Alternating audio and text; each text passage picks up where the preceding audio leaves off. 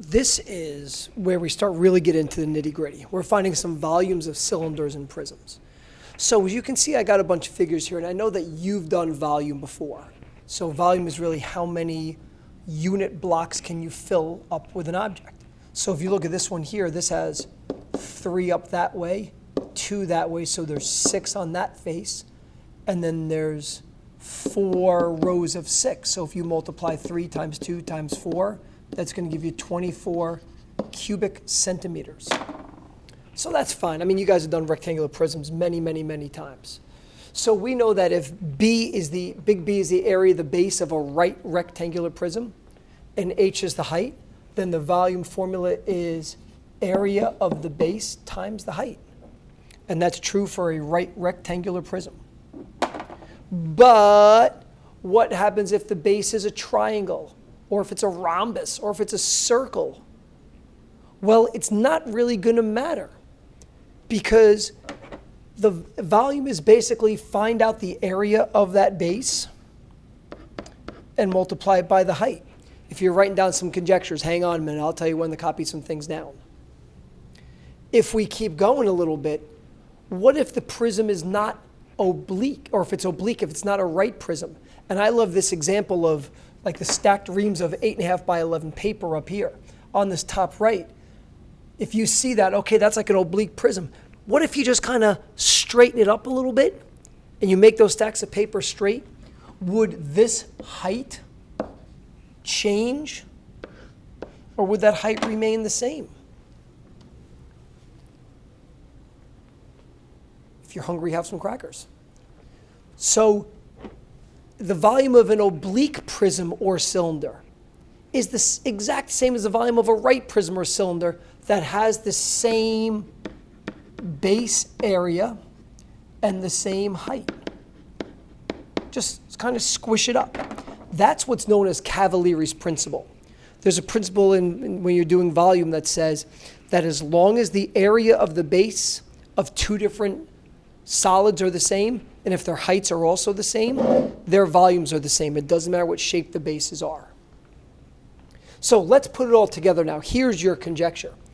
That if you're looking to find the volume of a prism or a cylinder, it's the area of the base multiplied by the height of the solid, whether it's a prism or a cylinder. You multiply the area of the base times the height. The way we write that is we say big B is area of the base, and big H is height of the solid. This way we don't include like little b for like a base of a triangle and little h for like the height of a triangle. So we use big B and big H for the area of the base and the height of the solid. All right, let's play with some of these. So check out this trapezoidal prism. It has a height of 10 centimeters. The bases measure 4 and 8.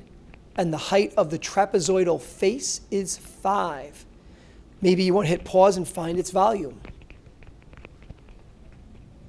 All right, key thing to remember, it's a trapezoidal prism. So the base is a trapezoid. So if I'm going to find my big B, it's the area of the trapezoid. So the big B equals 1/2 times the sum of the bases multiplied by the height of the trapezoid. So all of that comes out to be 8 plus 4 is 12. Half of that is 6 times 5 is 30. So now its volume is going to be that big B, the area of that base, multiplied by the height. So the volume is 300 cubic centimeters. Let's continue. Volume is fun. So now we want the volume of a cylinder, and it's got a 90-degree slice removed from it. So we've kind of removed that slice from it. So with 90 degrees out of the 360, so there's 1/4 of it removed. So 3/4 of it remains. So to find this volume, I want to find the volume of the cylinder and just take 3/4 of it. So my volume is going to be the area of the base My area of the base is a circle. So it's pi times the radius squared times the height of the entire solid. But I want 3/4 of it. So let's multiply it by 3/4. So when we do some calculations here, 6 squared is 36 times 12, and then take 3/4. I believe our volume becomes 324 pi. And there's no unit, so we'll just leave it as 324 pi. Now, if the question was to ask you to round that answer, then I would go to my calculator. I would do 324 times pi and write down whatever that decimal is rounded to, whatever. But I'm good with 324 pi as your answer. That's perfect for me. Now, we're going to start getting to some applications as well. So in this case, you're building a flower bed. The flower bed's 12 feet long, 8 feet wide, and 8 inches deep. It's going to be filled to the top with topsoil. To get the topsoil, you're going to go to Home Depot or your other favorite store, and you're going to buy bags containing 2 cubic feet of topsoil. And each bag costs $8.50. So the question is, how much are you going to buy? And I run into this a lot. I don't want to go to Home Depot and buy like 10 bags of it and then find out, oh, I'm like 6 bags short, and then go back. Or I buy 10 bags, I only needed 5, now I got to bring 5 bags back, or I just dump them. So it's a pain in the butt. How much do I need? I'm going to buy what I need. So there's a couple things to take a look at here. First of all, my soil is sold in cubic foot bags. So I want all my units to be in feet. So I got 12 feet, I got 8 feet, and I got a problem because I got 8 inches. So what I want to remember is that 8 inches, there's 12 inches in a foot. So 8 inches is 8/12 of a foot. And 8/12 reduces to 2/3. So one thing that I'm going to encourage you to do is whenever you do these problems, try to get all of your units the same. And if you can get them to the units that your calculation has to be, like cubic feet per bag, and we're going to do like a little conversion, that's your best bet. So now, it's a rectangular flower bed, so this is like a rectangular prism.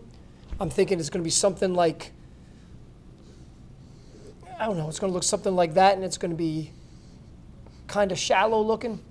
So you've got 12, you've got 8 feet, and then you've got, now what we figured out is 2/3 of a foot. So this volume of a rectangular prism is the area of the base, so maybe 2/3, or maybe 8 times 12, and then we're going to multiply that by 2/3. So when we multiply that out, I believe we get 64 cubic feet. So now I'm going to show you a way to do a conversion, because we want to convert our cubic feet to dollars now. So I know I got 64 cubic feet for my volume. And what I'm going to do is I'm going to multiply it by this constant.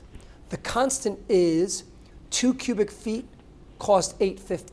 You might remember your dimensional analysis last year where you tried to convert like miles per hour to feet per second and you canceled units.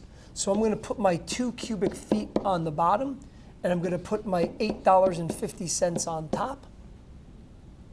So now when I cancel my units, my cubic feet cancel out, and what I'm left with is just dollars. So when I multiply this out, 64 times 850 divided by 2, what I'm going to end up getting is $280.